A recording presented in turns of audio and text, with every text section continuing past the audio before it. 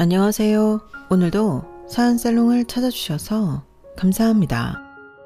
저는 서울에서 옷가게를 운영하고 있는 30대 초반 여성입니다.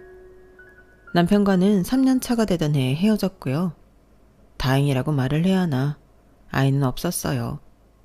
둘 다 사는 게 바쁘고 어느 정도 안정이 된 후에 아이를 갖자고 합의를 했는데 그 전에 헤어지게 된 거였죠. 물론 아이가 있다고 해서 제 마음이 바뀌지는 않았을 것 같은데 아이가 있으면 지금처럼 완전히 남남으로 연을 끊고 살 수는 없었을 테니 그동안 아이를 갖지 않은 건 정말 다행이라고 생각해요. 그에 반면 남편과 시댁가족들은 어쩌면 그런 작은 연줄조차 없다는 게 아깝고 아쉬울 수도 있을 거라고 생각하는데요. 그 점이 제가 두고두고 기분 좋은 이유예요.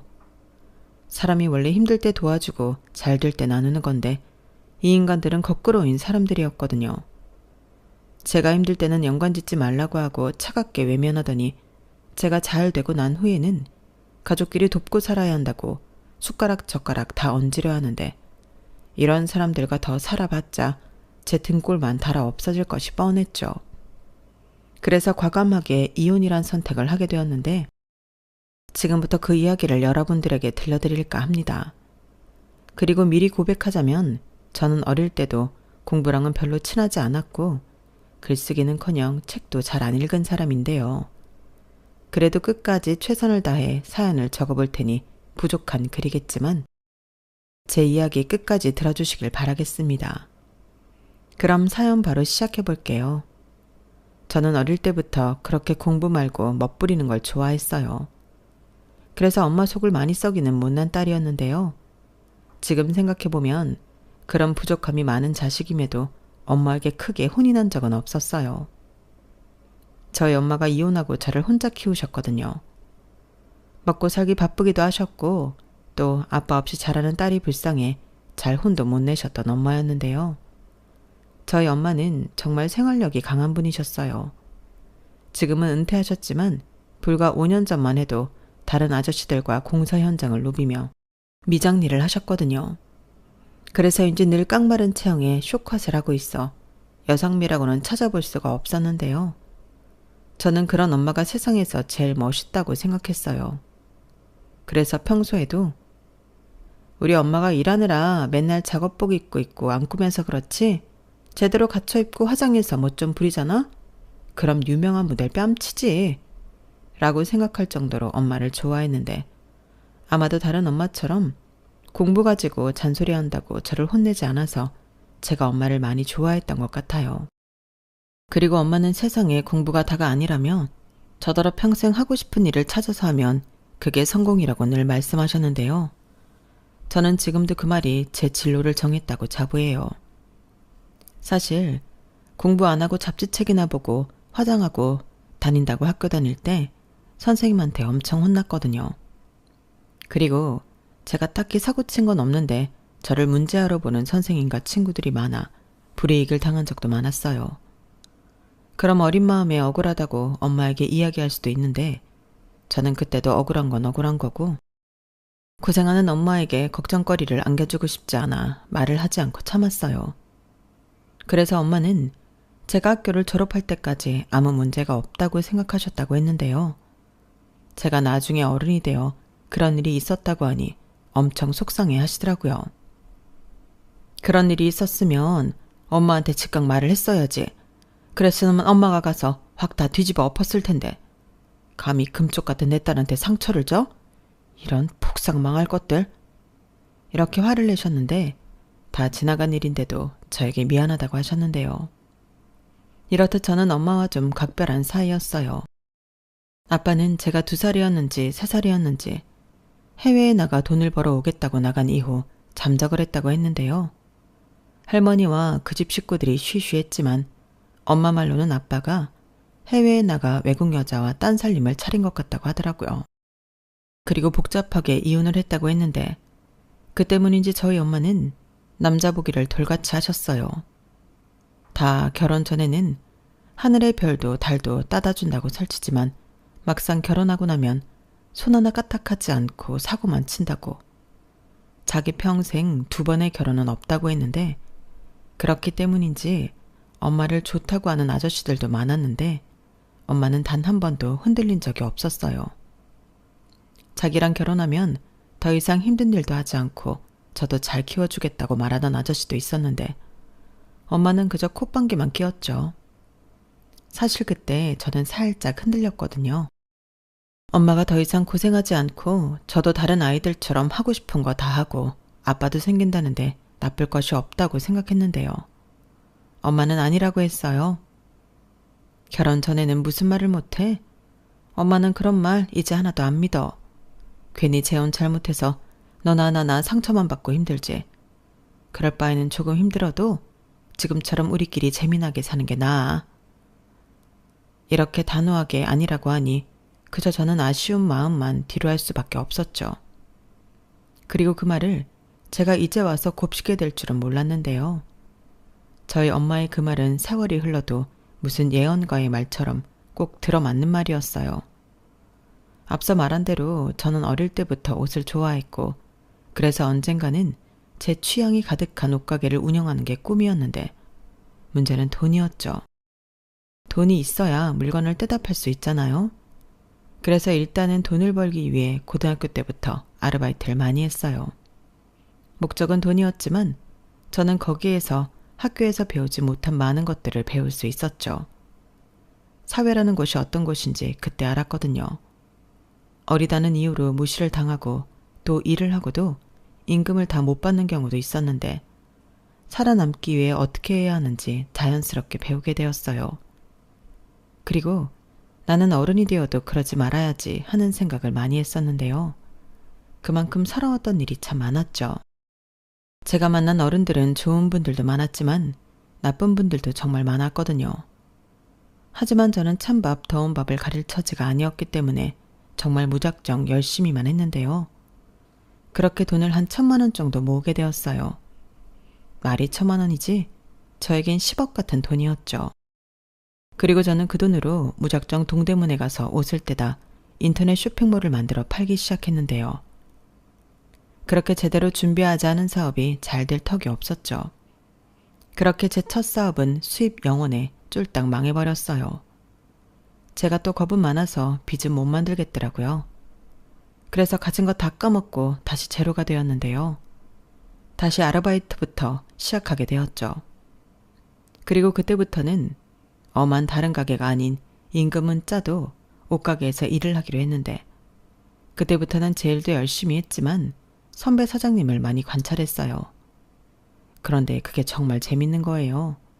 게다가 사장님이 제가 미래에 옷가게를 하고 싶어 한다는 사실을 안 후에는 제가 기특하다며 자기가 겪었던 경험담과 여러 노하우를 알려주시기도 했는데요. 이거야말로 돈 주고도 배울 수 없는 진짜 공부였죠. 그리하여 저는 또다시 돈을 모아 사업에 도전하게 되었어요. 전에는 무작정 옷만 떼다 어떻게 하든 팔면 된다고 생각했는데 사장님의 조언을 듣고 방향을 바꾼 거예요. 사장님이 그때 저에게 그러셨거든요. 무리가 좀 되더라도 작게라도 가게를 갖고 있는 게 나아. DP도 직접 해보고 손님도 응대하면서 옷에 대한 반응도 보고 그럼 그걸 토대로 쇼핑몰을 열면 도움이 훨씬 많이 되거든. 그리고 오프라인 매장을 갖고 있는 쇼핑몰은 뭔가 좀 더 신뢰가 가지. 안 그래? 이렇게 말씀해 주셨는데 듣고 보니 정말 그랬어요. 전에는 장사도 안 되면 월세랑 공과금이 너무 아까울 것 같아서 덤비지 못했는데 그걸 거꾸로 활용할 생각을 못했던 거죠. 그리고 일을 하면서도 매장을 갖고 있는 것과 아닌 것은 차이가 많았는데요. 그렇게 시간이 흐르고 조금씩 손님이 1명, 2명 오게 되자 저는 진심을 다해 손님을 응대했어요. 그저 여기까지 찾아주셨다는 게 너무 고마웠거든요. 그러면서 단순히 옷을 팔기 위함이 아닌 손님에게 도움이 되는 코디와 어울리는 색조합 같은 걸 같이 고민하며 이야기하듯 영업을 했는데 그게 손님에게 반응이 좋았어요. 그리고 감사하게도 그렇게 만족하고 가신 손님은 다음에도 또 오고 다른 손님에게 제 가게를 소개하는 등 감사한 일들이 꼬리에 꼬리를 물듯 생겼는데요. 게다가 옷을 떼러 가는 도매시장에서도 처음에는 초짜 사장이라고 무시하더니 조금씩 마음을 열기 시작했어요. 제가 망하고 또다시 도전하며 성실함을 보이니 조금씩 도와주시더라고요. 원래 소량으로 옷을 떼면 싫어하시는데 저한테는 그러라고 하셨어요. 그리고 그렇게 새벽마다 열심히 발품을 판 후에는 꼭 가는 곳이 있었는데요. 그건 바로 작은 우동 가게였어요. 거기엔 제 또래의 젊은 사장이 있었는데 자주 보고 또 또래다 보니 금방 친해지게 되었거든요. 가격도 부담 없고 새벽에 먹어도 위에 무리가 되지 않으니 저는 항상 도매시장을 온 날은 뜨끈한 우동을 먹었는데요. 그게 어느 순간부터 자연스러운 루틴이 되었어요. 언제나 정신없이 물건을 떼고 차에 실어 놓은 후에는 출출하기도 했고 친구를 만나러 간다는 생각으로 우동집을 찾았어요. 그리고 저희 둘은 항상 서로를 응원해주는 고마운 친구였는데요. 그렇게 친해진 저희 둘은 친구를 넘어 연인이 되고 또 부부가 되었죠.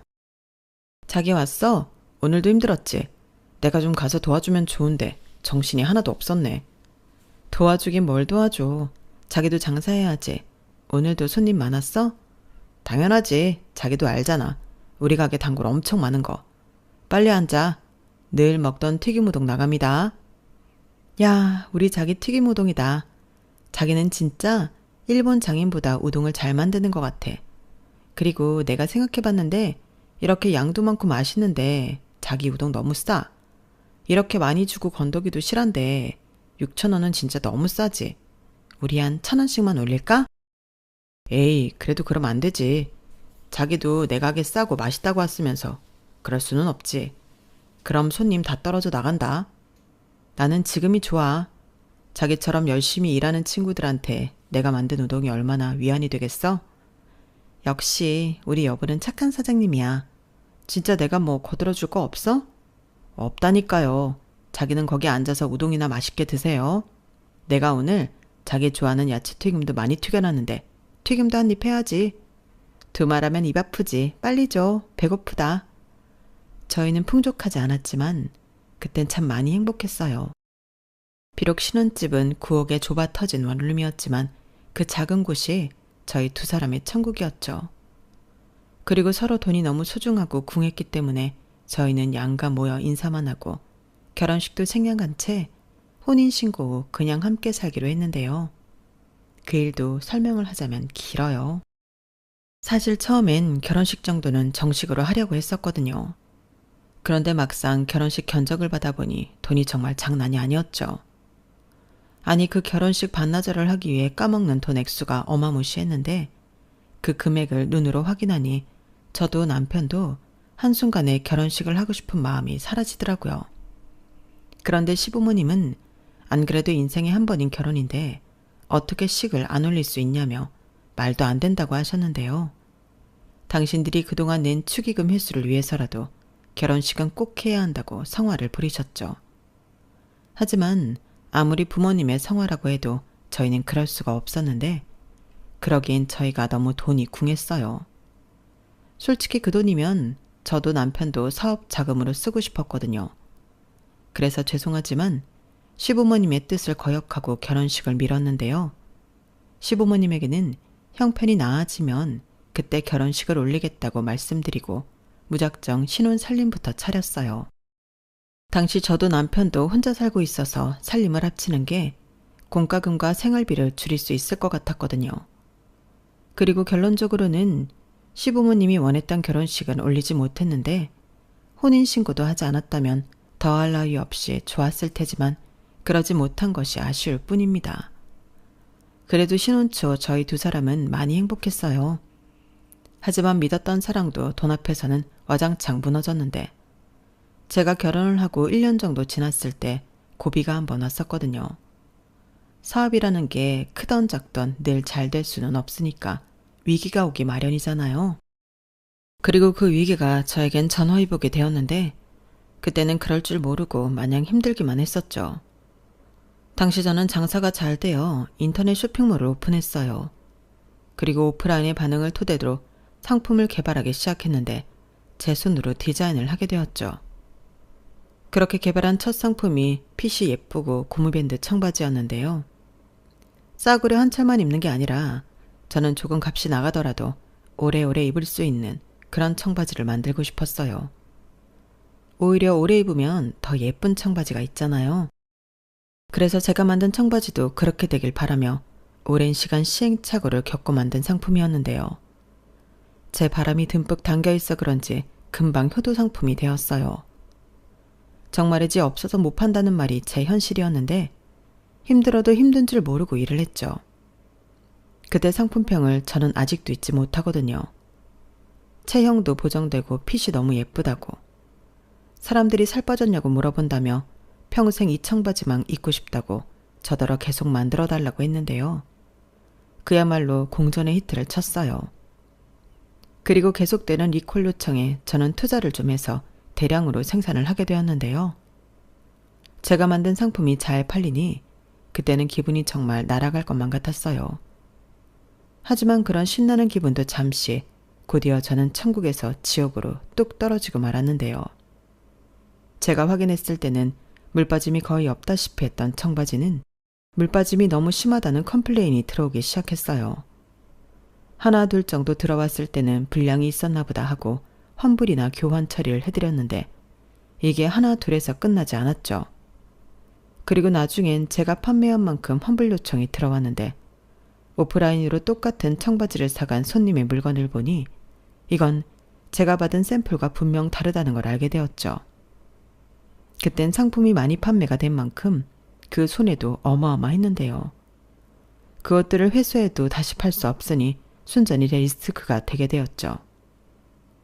그리고 원인 파악을 해보니 공장에서 공정 하나가 빠져 물빠짐의 원인이 되었다는 사실을 알게 되었는데 원래대로라면 공장에 책임을 묻고 손해배상을 청구하는 게 맞겠지만 제가 계약한 공장은 아주 영세한 곳이라 난감했어요. 제가 손해배상을 청구하면 공장 운영에 휘청할 수 있는 그런 곳이었어요. 게다가 저희 엄마 또래의 사장님이 아주 죽겠다는 얼굴로 봐달라고 사정사정을 하는데 모질게 거절하기가 힘들었어요. 제가 당시 사장님이 좋지 못한 사정을 다 알고 있었거든요. 그렇기 때문에 차마 봐달라고 하시는 그 말을 거절하기가 마음이 영 불편했는데요. 그러자 남편이 사업하는데 그런 사사로운 감정에 휘둘리면 안 된다고 손해배상 청구하면서 제가 곤란을 겪은 만큼 돈을 더 받아야 한다고 조언을 하더군요. 저도 당연히 그러고 싶었죠. 하지만 저는 차마 그럴 수 없었고 제 마음이 약해진 데는 이유라면 이유가 있었는데 그건 바로 제가 처음 공장들을 전전하며 계약을 하려고 했을 때 유일하게 제 손을 잡아주신 사장님이 그 사장님이셨어요. 제가 처음 공장의 상품을 의뢰했을 때 수량 문제 때문에 외면을 많이 당했거든요. 그리고 제 상품은 그냥 끼워 넣기 식으로 하시려고 했는데 당연히 싫었어요. 공짜로 해달라는 것도 아니고 돈 줄 거 다 주는데 수량이 적다는 이유로 그렇게 하기 싫잖아요. 그리고 그때 유일하게 제가 제시한 조건으로 계약에 응해준 것이 그 공장이었는데요. 일을 하면서 사장님과도 껍데기와 소주잔을 기울이며 꽤 친분이 생겼어요. 그렇다 보니 남편은 사사로운 감정에 휘둘리지 말라고 했어도 저는 그럴 수 없었는데요. 그래서 제가 손해를 전부 떠안기로 결정했죠. 그러면서 빚도 3천만 원 넘게 생겼는데 남편에게 SOS를 쳤어요. 자기야, 정말 미안한데 나 돈 좀 빌려주면 안 돼? 내가 이자 쳐서 꼭 갚을게. 어? 나 이번 일로 진짜 망하게 생겼어. 이렇게 울상을 짓고 얘기했는데요. 조금 과장되게 얘기한 부분도 있었죠. 그리고 다른 사람도 아니고 남편인데 저는 당연히 이자는 됐고 갚기만 하라며 돈을 빌려줄 줄 알았는데요. 남편의 반응은 싸늘했어요. 남이어도 그렇게 말할 것 같지는 않았는데 굉장히 냉정하게 거절하더라고요. 자기야, 나는 우리가 아무리 부부라도 돈 문제로는 얽히지 않았으면 좋겠어. 자기 리스크인데 왜 나한테 그래? 내가 그랬잖아. 사사로운 감정에 휘둘리지 말라고. 자기는 손해보지 않을 수 있는 방법이 있는데 구태여 손해를 보는 거야. 근데 왜 내가 거기에 돈까지 보태? 가족이 그러면 다 죽어. 라고 하는데 그 소리를 듣고 있으니 제 말문이 턱 하고 막혔어요. 그래, 자기 입장에서는 그렇게 생각할 수 있지. 근데 그 사장님이 사정이 좀 안 좋아.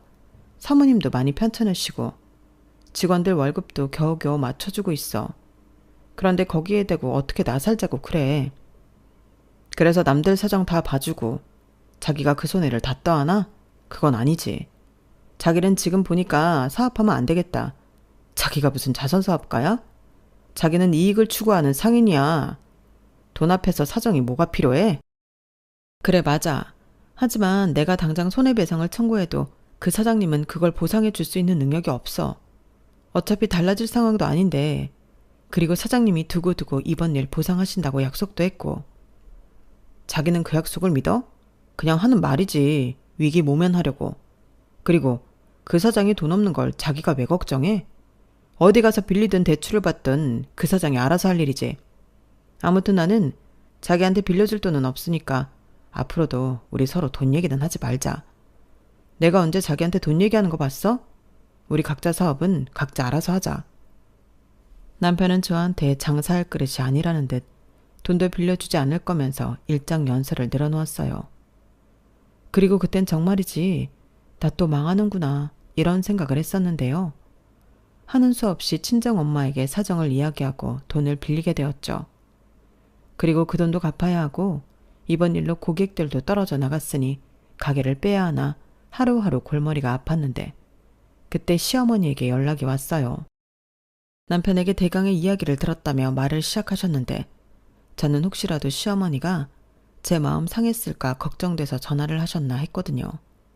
하지만 그 아들의 그 엄마라고 시어머니도 남편과 같은 말을 하기 시작했는데 그 말이 어째 남편이 했던 말보다도 더 서운하게 들렸어요. 너는 힘들면 그냥 접고 말 것이지 왜 우리 아들한테 돈을 해달라고 하니? 야무진 줄 알았더니 완전히 헛똑똑이네. 그래놓고 나한테 그렇게 잘난 척을 했냐? 네? 그게 무슨 말씀이세요? 제가 언제요? 너 우리 아들 뒤에서 조종해서 돈 아깝다고 결혼식 하지 말라고 했잖아. 어머니, 그거야. 제 딴에는 돈 아끼려고 그런 거죠. 저도 여잔데 웨딩드레스 입고 싶지 않았겠어요? 근데 그러려면 양가 부모님 한복도 해드려야 하고 식대에 대관료에 돈이 정말 장난이 아니더라고요. 됐다. 그러게 그렇게 돈 아깝다고 결혼식도 안 한 애가 왜 그렇게 멍청하게 사업을 하냐고. 우리 아들이 그러는데 네가 떠안을 빚이 아니라며. 그래서 우리 아들이 어지간하면 착해서 도와주는데 그건 아닌 것 같아서 안 도와줬다고 하더라. 못 도와준 게 아니고 안 도와준 거래요? 정말 기가 막히네요. 뭐가 기가 막히니? 우리 아들이 현명한 거지. 그럼 같이 망하니? 한 사람이라도 살아야 먹고 살 거 아니야.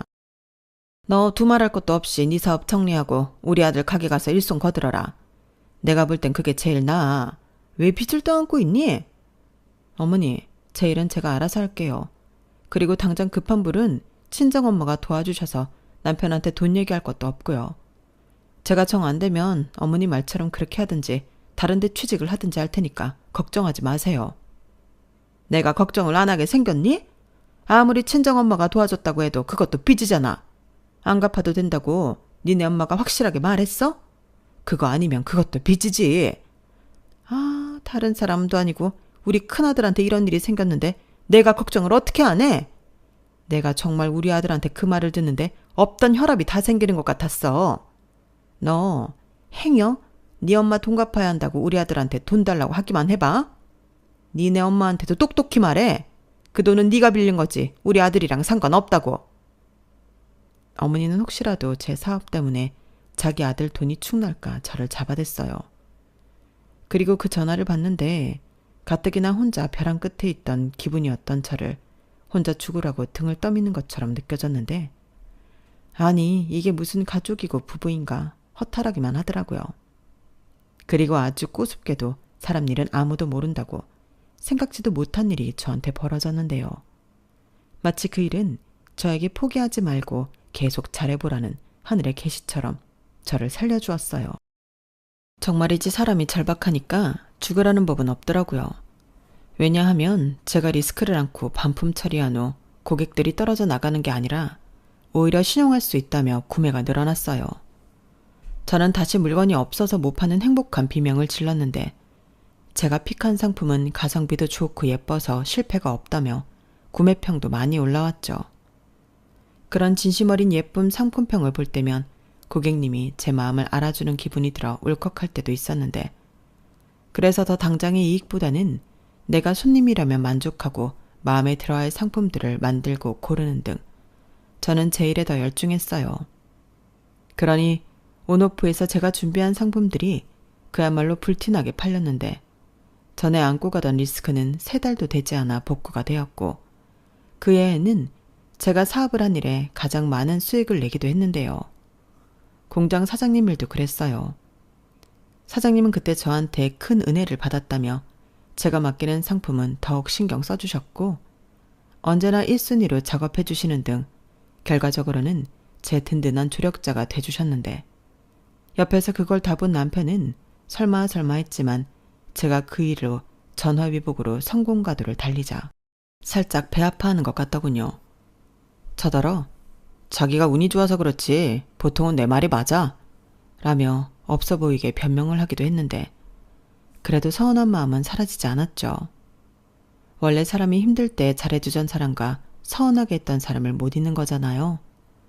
그리고 또 한 사람 저의 구세주였던 엄마 돈도 당연히 우선순위로 갚았는데 저는 더 나아가 엄마에게 작은 평수였지만 투룸 신축 빌라를 사자고 권했어요. 뭐? 집? 아, 됐어. 어차피 엄마 혼자 사는데 뭐가 중요해. 중요하지. 집이잖아. 엄마 여름이면 여기 하수구에서 냄새도 심하게 올라온다면서. 그리고 겨울이면 춥고. 매년 겨울마다 고생하면서. 그러지 말고 요 앞에 신축 빌라 있던데 거기 작은 거 어때? 됐다니까. 아무리 작아도 새 집은 비싸지. 비싸도 내가 그 정도도 못 해줄까 봐? 그래도 그렇지.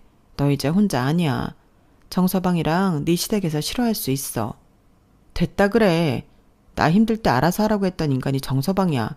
사업은 각자 알아서 하는 거라고 했다니까. 내가 벌어서 내 돈으로 우리 엄마 집 옮겨준다는데 지가 뭐라고 해?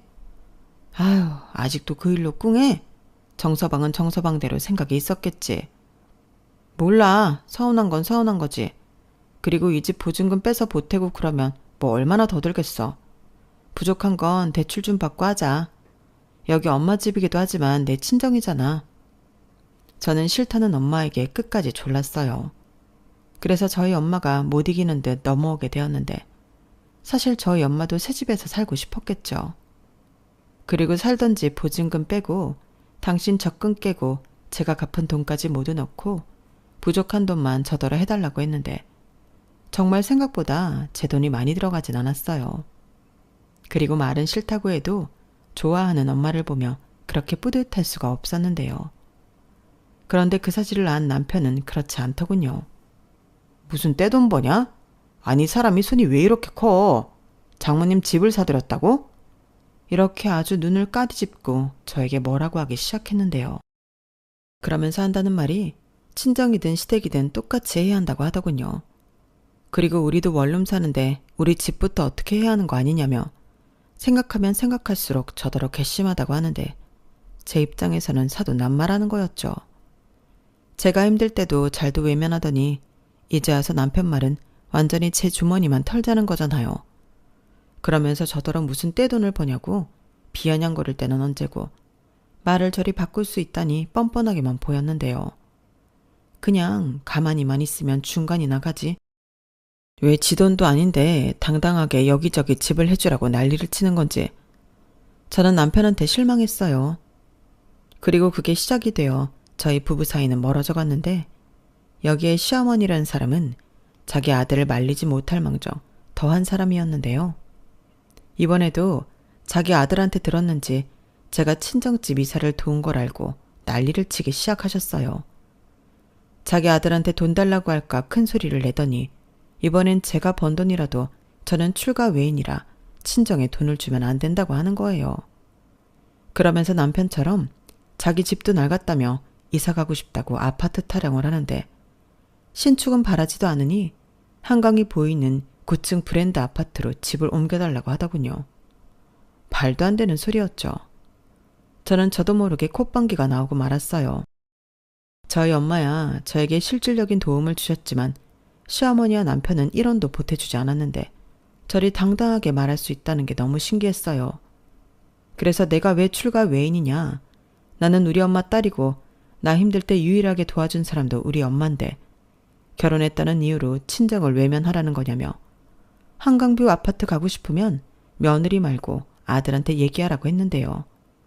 시어머니는 잠시 당황하더군요. 사실 제 말에 틀린 말은 하나도 없잖아요. 게다가 자기가 우기면 다 되는 건가요? 시어머니는 제가 남편을 운운하자 저더러 못 배워먹었다며 전화를 끊으셨어요.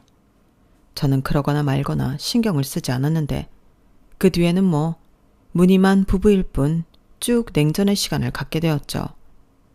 남편은 계속해서 저더러 뭘 잘못했는지 모른다며 상대하지 않으려 했고 저 역시도 잘못한 게 없기에 평소처럼 제 사업에만 집중했죠. 그리고 물 들어올 때 노젓는다고 상승세에 접어들어 이것저것 시도한 상품들까지도 반응이 좋았는데요. 그전에는 옷만 중심적으로 팔다 가방, 신발, 액세서리, 자파까지 저는 판매 카테고리를 늘려갔어요. 그야말로 토탈 패션 사업을 하게 되었는데 전체적인 코디가 가능하다 보니 기대는 별로 하지 않았는데 판매량이 날이 갈수록 늘더라고요. 그리하여 제 사업은 점점 고수익을 내기 시작했어요. 그때는 모든 것이 다 처음이라 시행착오도 많고 저 혼자 대부분의 일을 하니 정신도 없었는데 그래서 남편과 시댁이 저를 괴롭혀도 바빠서 별로 신경을 못 쓴 적도 있었죠.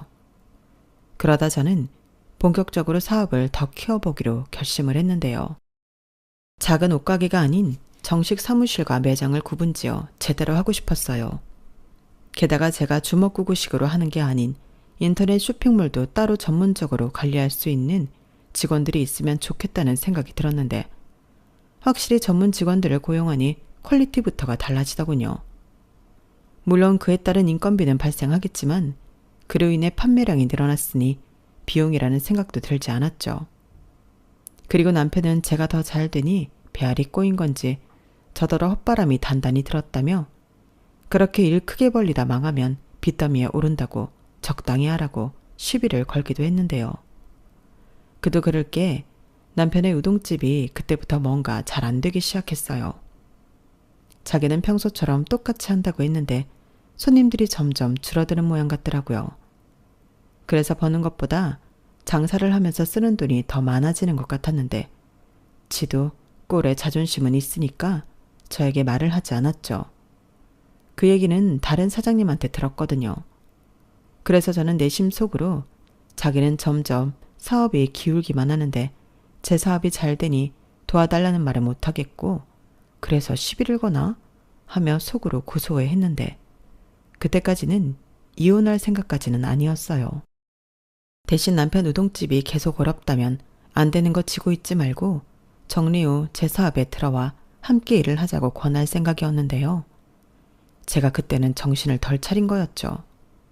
고양이한테 생선가게를 맡기는 거나 다름이 없는 거였으니까요.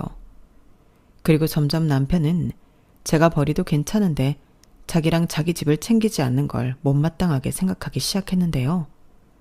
정말 꼴의 남편이라고 가지가지 하더군요. 너는 정말 양심도 없다. 시집을 왔으면 양가 부모 똑같지. 근데 어떻게 너는 장모님만 챙길 수가 있어? 우리 엄마가 얼마나 서운해한 줄 알아? 없이 살아도 뭐 하나 생기면 나눠 먹고 그러는 게 가족이지. 하물며 돈도 제법 버는데 좀 같이 써야겠다는 생각이 안 들어? 이런 말을 굳이 내 입으로 해야 하는 거야? 이렇게 말하는데 저게 장사가 안 돼서 낮부터 술을 처마셨나 어이상실이었어요. 도대체 저더러 각자 사업은 각자 알아서 해야 한다고 힘들다고 도와주다가는 다 죽는다고 했던 남편은 어디로 갔냔 말이죠. 그리고 시어머니는 저희 엄마가 신축 빌라로 이사를 간 후 본격적으로 저에게 진상을 털기 시작했는데요. 저희 엄마 집을 뺏어올 수도 없으니 저더러 자기네 집을 사달라고 계속 조르셨어요. 전에 끝난 얘긴 줄 알았는데 그게 아니더라고요. 오히려 구체적으로 부동산을 알아보셨는지 굳이 바쁜 저에게 찾아와 여기 집은 어떻고 저기 집은 얼마라는 등 자기 혼자 김칫국을 마셨는데 저는 그럴 돈 없다고 딱 잡아댔어요. 그러자 시어머니가 말도 안 되는 소리를 한다며 저를 아주 잡아먹을 것처럼 굴더라고요. 네가 돈이 없으면 누가 돈이 있니? 귀신을 속여라. 어디서 나를 속이려 들어? 너는 그렇게 시댁 도와주는 게 싫으냐? 그럼 그게 좋아요? 그 애도 그러던데요. 저 애도 아직 원룸 사는데 누굴 도와주냐고요. 그래서 저희도 이사 가려고요. 뭐야? 그럼 너는 왜 네 엄마 집 사줬는데? 그것도 제가 온전히 사줬다고 할 순 없어요. 저희 엄마 돈이 절반 이상 더 많이 들어갔는데 저는 그저 조금 보태드린 걸 다라고요. 아마 어머니 아들이 잘못 전달한 것 같아요. 뭐라고? 그래서 이게 다 내 아들 탓이라는 소리니? 지금 그이가 많이 힘든가 보더라고요. 그래서 어머니한테 사실 확인도 안 하고 별 얘기 다 하는 것 같은데 다 믿지 마세요. 그래서 니들 이사 가야 해서 우리 집은 못 바꿔준다? 네. 그래 알겠다. 그럼 우리 막내 오피스텔 하나만 사줘라. 그 정도는 해줄 수 있잖아? 네? 도련님한테 오피스텔을 얻어주는 게 아니라 사줘요? 그래. 왜 같은 소리를 계속하게 만드니? 우리 막내도 장가는 가야 할 거 아니야. 요즘 여자들 집 없는 남자한테 절대 시집 안 온다. 어머니, 말도 안 돼요. 당사자는 뭐하고요? 제가 도련님 엄마도 아니고 누나도 아니고 왜 장가 못 갈까 봐 걱정을 해요? 뭐야? 그럼 너는 남이라는 거야? 굳이 따지면 그렇죠. 종이 한 장으로 맺어진 관계인데 어머니 지금 너무 억지를 부리세요. 제가 이것저것 사업을 많이 벌려놔서 많이 버는 것처럼 보일 수도 있는데요. 규모를 키워놔서 그런지 나갈 돈도 엄청 많아요. 그래서 나는 땡전 한 푼 바라지 말라는 소리야? 시어머니는 부모가 아니냐? 어머니도 생각해 보세요. 저 힘들 때 저한테 뭐라고 하셨어요? 니네 엄마 하시면서 저한테 하신 거 생각 안 나세요? 그건. 시어머니는 제가 노골적으로 이야기를 하자 말문이 막힌 듯 얼굴만 벌개지셨어요. 그리고 남편처럼 그저 저에게 못됐다며 밑도 끝도 없이 막말을 하기 시작했는데 그때 내가 왜 잘못한 것도 없이 이런 취급을 받아야 하나 정신이 번쩍하고 들더라고요. 그리고 이렇게 살 필요가 없다는 생각에 슬며시 이혼 생각을 할 즈음이었는데 남편이 눈치도 없이 그러는 겁니다. 돈 좀 번다고 우리 엄마한테 막말하고 그랬다며? 돈이 문제지. 왜? 돈 좀 버니까 위아래도 없어? 내 동생 오피스텔도 못 해준다고 그랬다며. 자기 동생이어도 그랬을까? 라고 슬슬 시동을 걸더라고요. 그래서 나는 동생이 없어서 모른다. 그리고 막말로 내 동생이냐 네 동생이지. 저도 치사하게 나갔는데요. 눈에는 눈, 이에는 이였죠. 그러자 남편은 약이 바짝 올라서는 이제 남편도 무시한다고 시비가 아닌 화를 내기 시작했고 급기야 시집 올 때 우리 집에 아무것도 안 했잖아. 그때 못한 혼수랑 예단한다고 생각해. 라고 아무 말이나 막 던졌는데 세상 천지 어떤 정신 나간 여자가 혼수랑 예단으로 내가 살지도 않은 시동생 오피스텔을 사주냐고 억지 좀 그만 부리라고 소리쳤어요. 그러자 지도 저한테 밀리기는 싫었는지 그럼 다 때려치우고 자기랑 동생이 같이 타고 다니게 외제차 하나만 사주라고 하는데 저런 놈이 뭐가 좋다고 여태 안 버리고 데리고 사나. 한시도 남편이랑 같이 있고 싶지 않더라고요. 그래서 그날 이후 저는 대충 짐을 싸서 친정으로 갔어요. 엄마한테도 저런 놈이랑 더는 못 살겠고 며느리를 호구로 하는 저런 집구석 며느리는 그만하고 싶다고 했는데 저희 엄마도 제 말을 듣고 엄청 화가 나셨죠. 그래서 저한테 말도 하지 않고 남편에게 전화해서 한 소리 하신 모양이었는데요. 남편은 저더러 치사하다며 부부 사이에 일어난 일을 잃으냐고 따지더군요. 완전 내로남불이 따로 없었죠. 자기 하나부터 10까지 심지어 사실이 아닌 것도 자기 엄마한테 쪼르르 일러바쳐 저를 곤란하게 했으면서 장모한테 혼 좀 났다고 저한테 따지다니 그때 저도 뚜껑이 제대로 열렸어요. 너는 되고 나는 안 되는 거냐고. 왜 자기 자신이 구린 건 모르냐고 따졌는데 자기가 어디가 구리냐고 혼자 소리를 지르고 지랄 발광을 했어요. 그걸 전화로만 듣고 있는데 솔직히 무섭더라고요. 저런 인간이랑 살면 제가 위험할 것 같다는 생각이 들었는데 일단 남편이 열폭하는 걸 녹음해뒀어요. 저런 남자랑은 무서워서 못 산다고 이혼할 때 사유로 이야기할 생각이었죠. 그리고 어차피 이혼할 생각이었으므로 더 못할 말도 없었는데요. 저는 남편에게 바로 이야기했어요. 내가 남 좋은 일 하려고 죽을 똥살똥 잠도 못하면서 일한 거야? 그렇게 살면 안 부끄럽니? 입장 바꿔 생각해봐. 자기는 그럴 수 있어? 자기 우동집 잘 된다고 내가 우리 엄마 집 사주고 차 사주라고 하면 그러겠냐고. 그리고 내가 이건 치사해서 말 안 하려고 했는데 장사 안 된다고 나한테 제대로 된 생활비 한 번 준 적 없지. 정말 양심 없다. 저는 시켜주면 밤을 새서라도 제 불만을 다 털어놓을 수 있을 정도였어요. 아니 이렇게 말을 해도 이 무식한 놈은 어째 못 알아먹을 수도 있다는 걱정이 들었는데 뭐 결론은 이혼 서류 갈 거니까 도장 찍으라고 말하고 전화를 끊었죠. 그리고 걸려오는 전화는 일절 받지 않았는데요. 그제야 위기의식이 들었는지 남편이 장문의 사과 문자를 보내고 난리도 아니었어요. 제가 원하면 자기 엄마한테 얘기해서 사과도 받게 해주겠다고 했는데 이미 다 소용없는 일이었죠. 사과를 받는다고 제 마음이 달라지지 않을 것 같았거든요. 다만 인간이 저렇게까지 뻔뻔하고 이기적일 수도 있구나. 새삼 믿을 놈 하나 없다는 사실을 깨달았는데요. 저는 아무런 대꾸도 하지 않았어요. 어떤 빌미도 주고 싶지 않았거든요.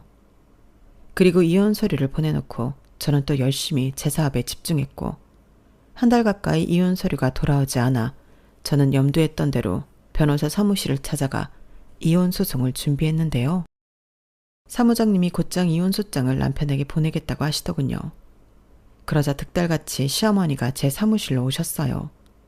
어째나 급하게 오셨는지 복장이 말이 아니었는데 그때는 보는 눈도 많은데 이혼만은 말아달라고 사정사정을 하시더라고요. 다시는 그런 일 없을 거고 제 돈은 준다고 해도 안 받는다나 어쩐다나 마음에도 없는 소리를 잘도 하셨는데 저는 됐다고 영업방해로 경찰에 신고하기 전에 가시라고 했죠. 그리고 결국 시어머니가 저희 사무실 바닥에 대자로 누워버리셨는데 저는 그 모습을 사진으로 찍었고 곧장 경찰에 신고를 했어요. 그러자 시어머니가 당황했는지 자리에서 벌떡 일어나셨는데 경찰이 생각보다 빨리 도착했더라고요. 그렇게 시어머니는 경찰들 손에 붙잡혀 나가셨어요. 저는 혹시라도 다음에는 남편이 와서 난동을 부릴까 직원들에게 미안하다고 오늘은 일찍 퇴근하라고 했는데 다행이라고 해야 하나? 남편은 나타나지 않았어요. 그렇게 저는 남편과 이혼 소송이 시작되었고 돈이 없어서인지 아니면 질 것이 뻔해 변호를 해주겠다는 사무실을 못 찾았는지 소송은 아주 싱겁게 끝이 났죠.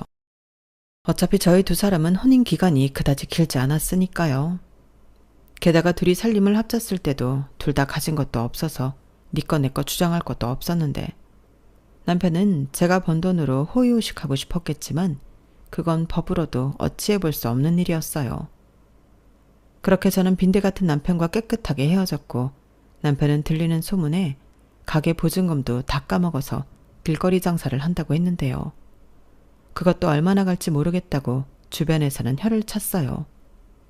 솔직히 가격도 그렇고 맛도 없는 건 아니라서 성실하게만 하면 혼자 먹고 살 정도는 될 거라고 생각했는데 이젠 저도 알 바가 아니죠. 잘 먹고 잘 살든 못 먹고 못 살든 제 인생에서 그놈이 빠졌다는 것이 그저 신날 뿐입니다. 아주 알턴니가 시원하게 빠진 기분이 들더라고요. 그리고 지금 기분 같아서는 일만 열심히 하고 싶은 마음인데요.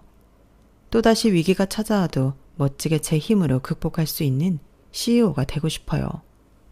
그렇게 열심히 살다 보면 그런 저와 꼭 맞는 누군가도 만날 수 있지 않을까 그런 생각도 해보는데 앞으로 펼쳐질 제 인생을 더욱 멋지게 살아보고 싶습니다.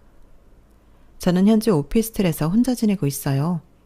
엄마가 저를 보면 걱정이 너무 많아서 그냥 혼자 있는 게 서로 낫겠다는 생각이 들어 독립을 하게 됐는데요. 대신 주말에는 엄마와 찜질방도 가고 1박 2일 여행도 다니고 어릴 때 못 해본 추억 만들기를 하고 있어요. 솔직히 이렇게 사는 것도 나쁘지 않더라고요. 무엇보다 가끔 듣는 엄마의 잔소리는 꽤 들어줄 만한데 그 잔소리를 들으며 언젠가는 저도 그런 엄마의 걱정이 무색할 만큼 잘 사는 딸이 되면 좋겠다는 바람을 가져봅니다. 이상 여러분들에게 들려드리고 싶었던 제 이혼 사연은 여기까지예요. 제 사연 어떻게 들으셨나요? 부디 제 전남편과 전 시어머니 같은 사람의 곁에 없길 바라며 지금까지 제 사연 들어주셔서 대단히 감사합니다. 안녕히 계세요. 건강하시고요. 여러분, 사연 댓글에 응원과 현명한 조언 부탁드려요. 좋아요와 구독은 저에게 큰 힘이 됩니다. 오늘도 좋은 일 가득하세요.